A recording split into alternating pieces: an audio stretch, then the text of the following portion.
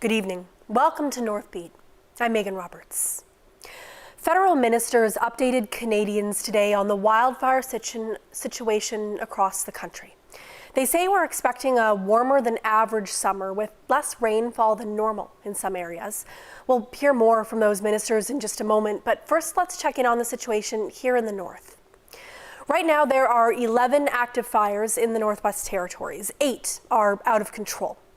5 of those out-of-control fires are in the South Slave region, including the Cameron Hills fire by the Alberta border. Firefighters from Saskatchewan, the Beaufort Delta, and the North Slave are all helping with that fire that, again, stretches across the Alberta border.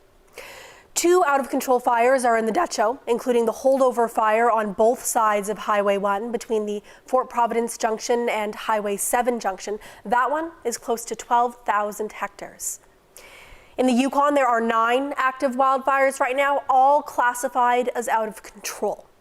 4 of those fires are in the Beaver Creek Fire District, and 3 are just north in the Dawson Fire District. That is also where you'll find the Bell Creek Fire.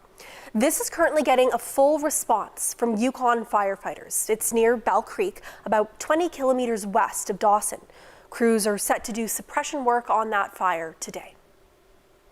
So that's the current picture in the north. But what about the next few weeks and months? Here's Harjit Sajjan and Jonathan Wilkinson with that outlook. There are now 69 active wildfires burning. To date, 500,000 hectares have burned. Now, but in spite of the situation, the good news is that the number of fires is well below average for this time of the year. It is also well below the 10-year average for the total area burned for this time last year as well. Now, that being said, multiple regions are at an elevated risk due to a combination of hot, dry, and windy conditions. Now, the key areas of concern include northeastern British Columbia, northern Alberta, south central Northwest Territories, and northern Quebec. Compared to the forecast issued in May, the expected area of highest fire risk has shifted from British Columbia to the Prairie provinces and to most of the Northwest Territories. For June, there is a higher likelihood of above normal fire activity across much of Canada, stretching from the edge of British Columbia across Canada to western Labrador, New Brunswick, and southern Nova Scotia. In July 2024, fire activity is possible from Yukon and eastern British Columbia across to western Quebec. The most intense region is likely to be from northeastern British Columbia across the Northwest Territories and the Prairie provinces. That was Federal Minister Jonathan Wilkinson talking about the fire outlook for June and July in Canada.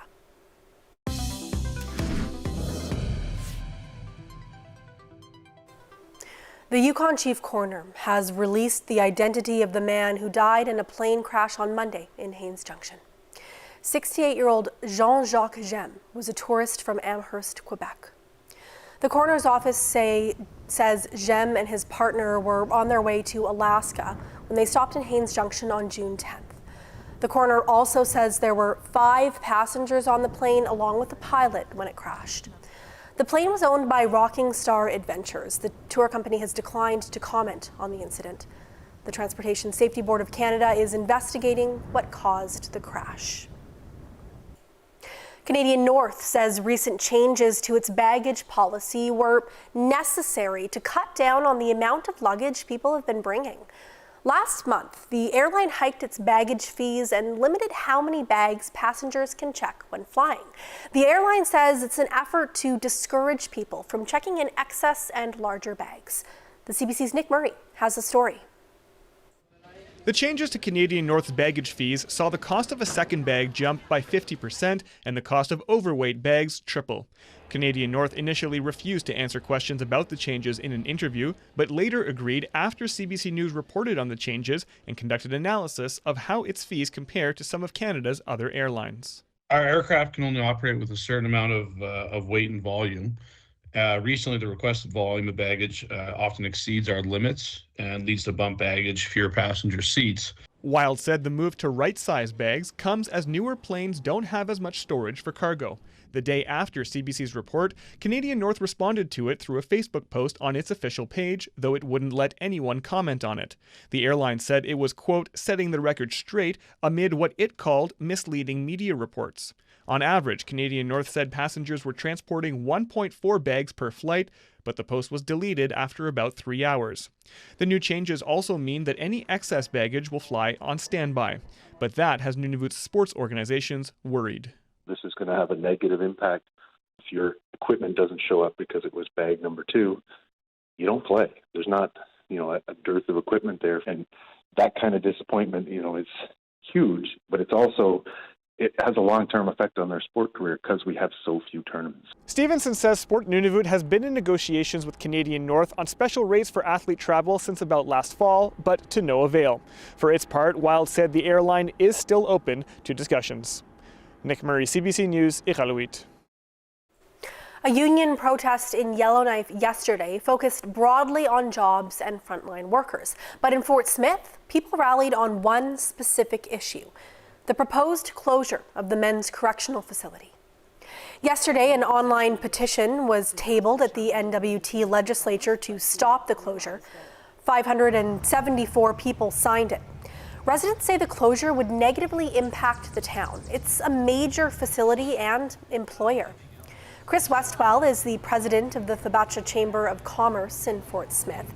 He says he understands that sustainability is important, but cautions that drastic cuts are not easy to walk back.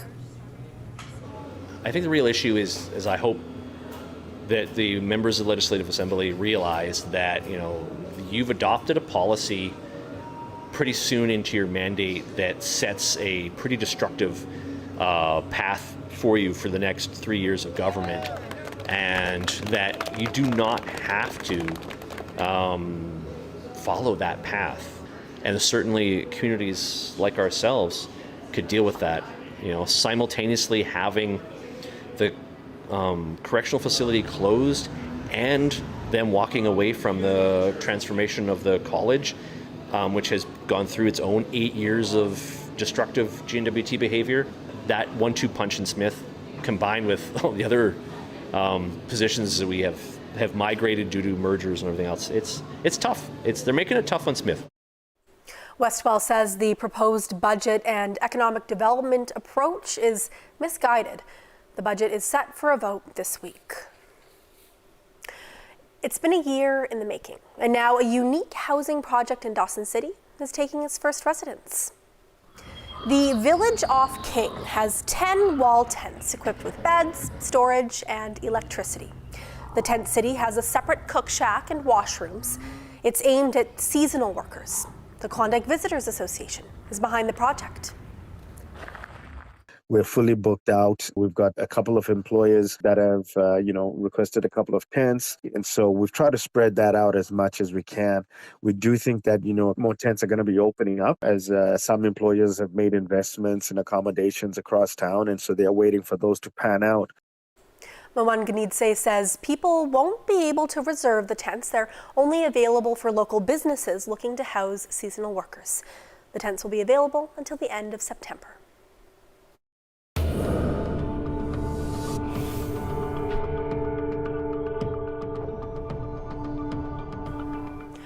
A search of a Winnipeg area landfill for the remains of 2 murdered Indigenous women will begin this summer. Manitoba's premier confirmed it yesterday after meeting with families of the victims. It came just a day after closing arguments in the trial of a man who admitted to killing those women along with 2 others. Cameron McIntosh has more. Excavation could begin as early as this month. The province says it has a plan to search the Prairie Green landfill north of Winnipeg for the remains of Mercedes Myron and Morgan Harris. Now, both women were killed in the spring of 2022, along with Rebecca Contois and a 4th unidentified woman known only as Buffalo Woman. Jeremy Skibitsky has been on trial on 4 counts of first-degree murder for the deaths of all 4 women. He's admitted to killing all 4 of them and disposing their remains in garbage bins, but says he's not criminally responsible. A judge will render a verdict next month. Now, while the province has been working on this plan, it has been quiet about it, so it wouldn't influence that trial. Now the premier is saying that an area of about 2 hectares has been identified to search, about 72,000 cubic meters that will be excavated and searched by hand. The premier is calling this an act of compassion for the families. We have undertaken this out of respect for the families. The families have been put through so much and are just coming out of what I can only imagine was a very difficult 6-week trial period. The federal government and the province have budgeted a combined $40 million for this search, and no one's expecting that it'll go quickly. It's expected that this could go through the summer, through the winter, and into next year. Cameron McIntosh, CBC News, Winnipeg. The controversy surrounding former priest Johannes Revoir was brought up during question period in Ottawa today. Revoir worked as a priest in Nunavut for 30 years in the 1960s and 70s. He faced several allegations of sexual abuse. Revoir denied the allegations against him and fled to France instead of facing trial. Today, Nunavut MP Laurie Idlout questioned the Crown Indigenous Relations Minister about Revoir. For 30 years, Johannes Revoir sexually abused children in Nunavut when he was supposed to be a priest. Instead of being tried for his crimes, Revoir escaped to France. The churches failed the victims, the RCMP failed the victims, now the federal governments keep failing the victims. He died before justice was ever served. People are still hurting. When will this government act to ensure the victims of Revoir get the justice they deserve? Hear, hear. The Honourable Minister of Crown Indigenous Relations. Thank you, Mr. Speaker, and I'd like to thank my colleague for that very important question. The sad history surrounding the abuses in the North with Reverend Revoir is devastating. Many people have been impacted, and I've been able to speak to many survivors. He passed away recently, yet it doesn't bring justice to those who are seeking justice. We will continue to work and support the families and those who survived, Mr. Speaker. Thank you. That was Minister Gary Ananda-Sangari speaking about the alleged victims of Johannes Revoir. Revoir died in April of this year. Yukon RCMP will not lay charges over the alleged use of restraints and isolation spaces on children at Jack Holland Elementary School. RCMP launched a criminal investigation 2.5 years ago. Parents and people who formerly worked at the school spoke to the CBC at the time. They said staff members were restraining children as young as 4 and 5 years old and locking them in a room alone, sometimes for hours. Today, RCMP say they've informed parents of their decision. In a release, police say they won't comment further on the case, citing, quote, ongoing judicial processes. The case is still the subject of a class action lawsuit.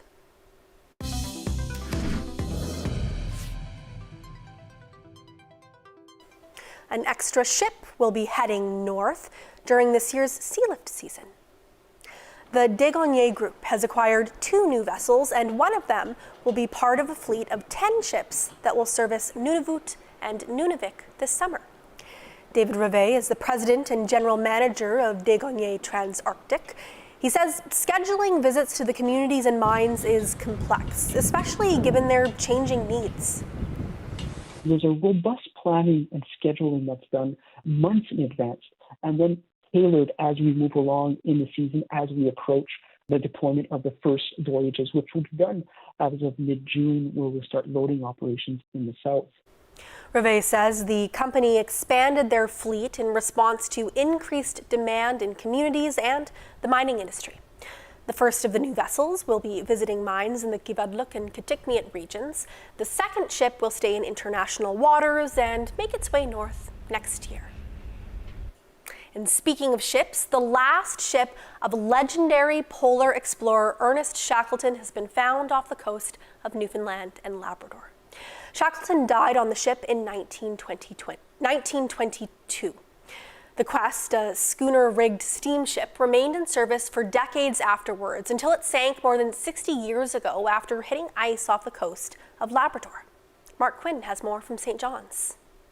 It's a most appropriate name for a famous exploring ship lost at sea for decades and now finally found, the Quest. I first said, "What's that?" and then said, "That's it." It was so obviously Quest. It was so obviously a ship. Sonar identified it just east of Labrador, lying 390 meters below the surface. Huge amount of excitement throughout the ship. Everyone on our team who was present, it's a sense of euphoria. The ship's significance is tied to its most famous captain, Sir Ernest Shackleton. He was a prolific explorer of the Antarctic, and he died of a heart attack aboard the Quest while in the South Atlantic in 1922. The ship continued to work at sea and sank 40 years later. When I discovered that his ship, Quest, the ship he died on, was lying off the coast of Labrador, north of Newfoundland, I was just astonished. And that was the moment I thought, well, we've got to find it. Finding the Quest has long been a dream of many inspired by Shackleton's own perseverance. Shackleton's experience in Antarctica is timeless. We'll be talking about it for another 100 years. And the vehicle to do that today, to make it really tangible for everybody, but especially for young people, is visual images of the shipwreck itself. Geiger says Shackleton lived at a time when the North and South Poles were littered with the bodies of expedition members. But Shackleton himself was the only person to ever die on an expedition he led. I think it's the fact that he placed human life above his own ego, his own desire to achieve these geographic aims, that really sets him apart from many people of that era. A century later, 17 hours into their search, the ship he died on is revealed in a ghostly sonar image. The Royal Canadian Geographical Society, which led the search, is planning to return to the site later this year. They're hoping to gather close-up photographs with a remotely operated submersible. Mark Quinn, CBC News, St. John's. You promised me that you won't look back. There's gonna come a time you'll feel the darkness. You don't let them win. How does someone just disappear? How can I be in love with something that was never there? We are not a dying people. We are here and we are speaking. I had a vision that I one day would be free again. It is my right, it is my privilege, and it is my heritage.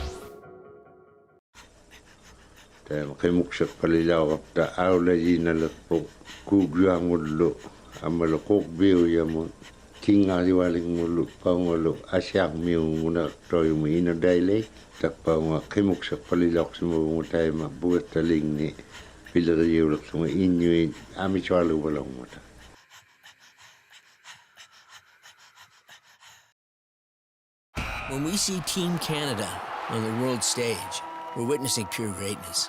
What we don't see is their struggle.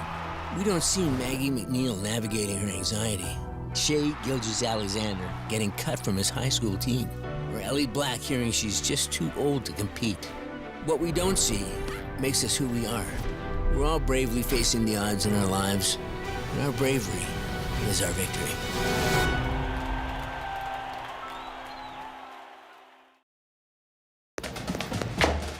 Who's this then? Inspector George Crabtree. We'll just be needing one more thing. Well, this is delightful.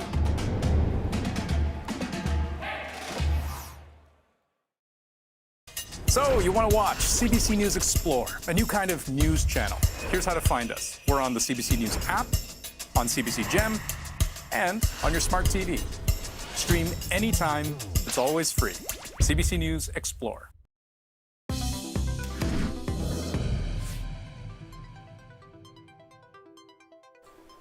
In the NWT legislature today, MLA Richard Ajerikon raised concerns about a new notification from Alberta.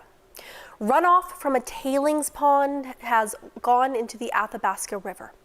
Ajerikon says his constituents are very concerned about harmful chemicals that could be making their way downstream into the NWT. He asked Environment Minister Jay McDonald to address those concerns. Here's part of the minister's response. Mr. Speaker, on June 9th, Suncor was notified that a routine preliminary lab test results on one of the discharge ponds was outside the company approval parameters. As a result of this, there was a notification that was identified through our transboundary water agreement, and the current situation is we are additional testing is underway to validate the original test results, and we anticipate that we should receive those slowly, and they will be shared once available. And at this time, no additional action is required from residents downstream of the release. Mr. Speaker, unfortunately, we don't have control over activities that happen within Alberta. I'm very pleased to stand up and say that the transboundary water agreement that Alberta and the Northwest Territories have was activated as outlined within that agreement. So the notification was timely. In response to that notification by the Department of Environment Climate Changes, we responded quickly to get that information out to the Indigenous governments as well as the communities across the Northwest Territories. And we will continue to relay that information as updates come to the department to ensure that everyone is kept up to speed, and if there are any significant changes, there will be that notification. That was NWT Environment Minister Jay McDonald responding to MLA Richard Ajerikon. Shifting now to international politics, the Prime Minister is headed to Italy today. Justin Trudeau is taking part in an annual G7 Leaders Summit that begins tomorrow in Rome. On the agenda, development in Africa and artificial intelligence. But wars between Russia and Ukraine, as well as Israel and Hamas, hang over this year's meetings. Ashley Burke is traveling with the Prime Minister and has more. The Prime Minister is traveling to Italy on the plane that you can see behind me. He'll be meeting with G7 leaders at a critical time. The wars in Ukraine and in Gaza have cast a long shadow over this year's summit. A former foreign affairs advisor to the Prime Minister says this is a moment of real uncertainty.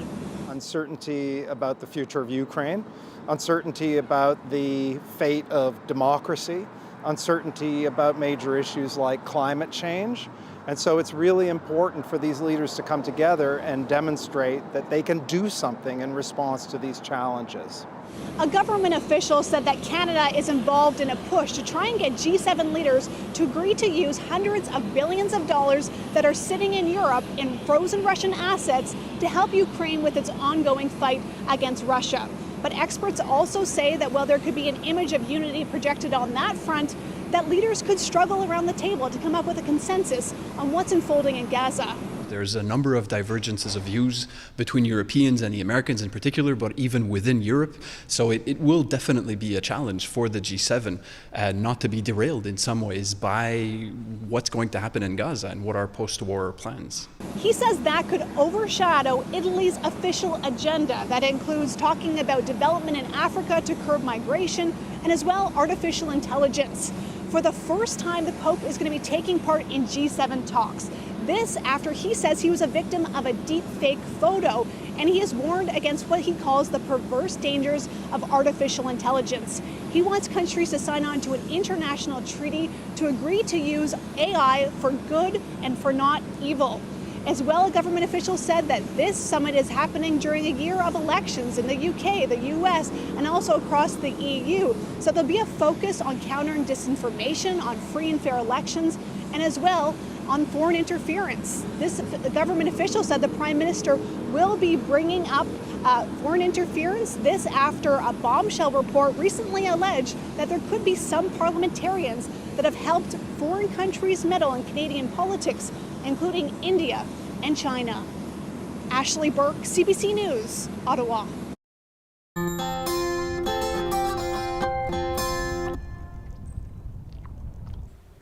In Whitehorse, residents celebrated Philippines Independence Day today. Daycare students waved the Philippines flag as they joined officials and the local Filipino community at City Hall. Many in the crowd sang the Philippines' national anthem, followed by O Canada. Members of the Filipino community say the day is about sharing food, culture, and the values of the community.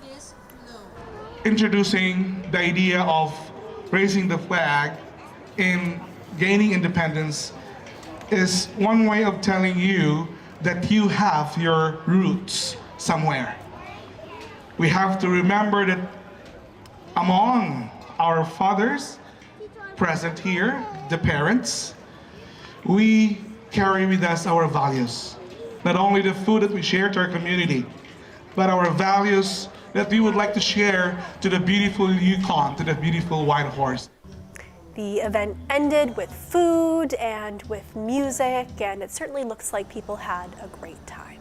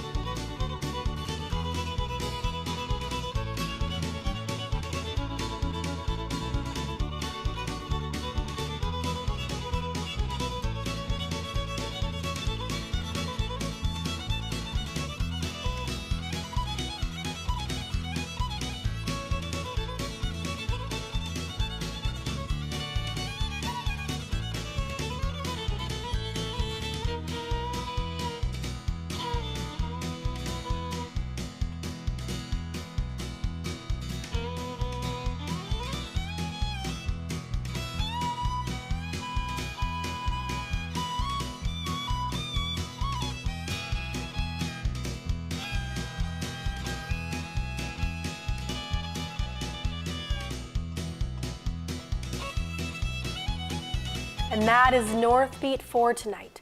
For news anytime, go to cbc.ca/north. We leave you tonight with some drone footage around Frame Lake in Yellowknife today. Thank you for watching. I'm Megan Roberts. Have a good night.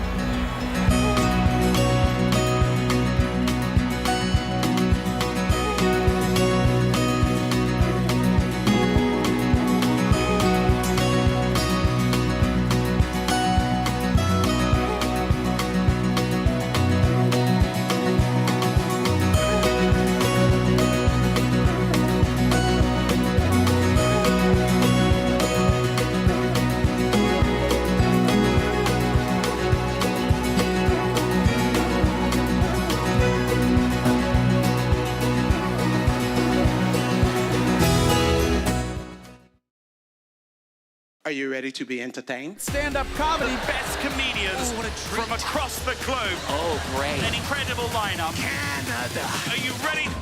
Oh, are you kidding me? CBC's got the best in stand-up comedy. That's pretty unbelievable, man. It's a scam. It's a scam. No f***ing way. Ooh. It's a bit spicy. It'll change your life. Catch it all free on CBC Gem. Well done. Y'all give it up. Give it up. Give it up. It makes sense that they get a larger share, or does it? Welcome to the Greenbelt. All of this, just single detached homes. Yes. What do we know? I think we can explain. About that with Andrew Chang. Watch free on CBC Gem. I did not know what my future would look like. The industry wasn't set up for me to thrive in. I didn't realize how formative 25 to 30 would be. I was so excited when they said I got to do an interview with you. Q with Tom Power. Available now on CBC Listen or wherever you get your podcasts. You promised me that you won't look back. You don't let them win. I had a vision that I one day would be free again. We are not a dying people. We are here and we are speaking.